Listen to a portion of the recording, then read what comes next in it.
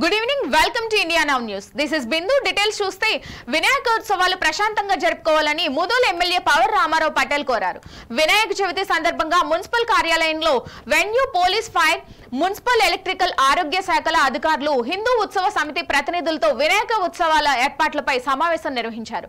అన్ని శాఖల అధికారులు హిందూ ఉత్సవ సమితి ప్రతినిధులు సమన్వయంతో పనిచేయాలని సూచించారు. ఎక్సైజ్ అధికారులు నిమజ్జనం సందర్భంగా వైన్ షాపులు మూసి ఉంచేలా చర్యలు తీసుకోవాలన్నారు. పోలీసులు శాంతి భద్రతలపై దృష్టి సారించాలని ఆదేశించారు.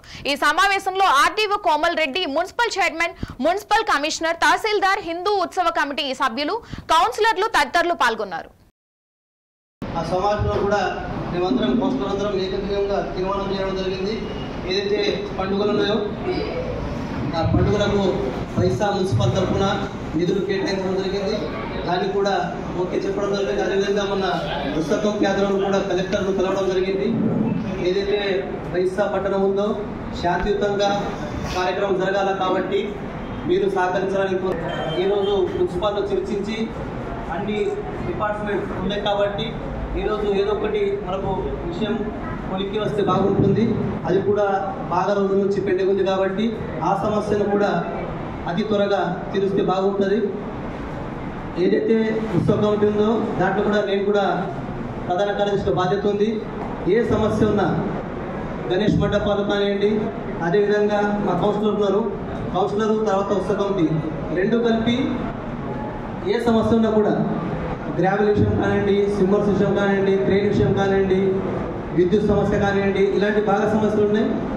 ఈ అన్ని సమస్యలను కూడా మేమందరం కోఆర్డినేట్ చేస్తూ ఈ ఉత్సవాలను శాంతియుతంగా అదేవిధంగా ఉత్సాహంగా పూర్తి చేస్తామని కోరుకుంటూ అవకాశం ఇచ్చేందుకు ధన్యవాదాలు. మా ఊరు రేణుకామాత టెంపుల్ నుంచి పాస్టర్ సరస్వతి మాత టెంపుల్ ఆల్రెడీ నేను మన national highway minister Nitin Gadkari గారికి చెప్పడం జరిగింది. మెజర్మెంట్ అయిన తర్వాత అది కూడా తొందరగా ప్రాబ్లం సాల్వ్ చేయడానికి నేను ఛాయాశక్తితో ప్రయత్నం చేస్తానని మీకు అందరికీ తెలియజేస్తున్నాను.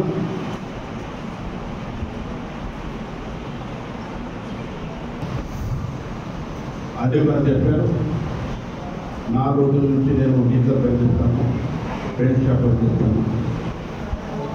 కానీ బబులు మహారాజ్ చెప్పిన ప్రకారం మన మనసులోనే లిక్కర్ తాగద్దని ఉన్నారు.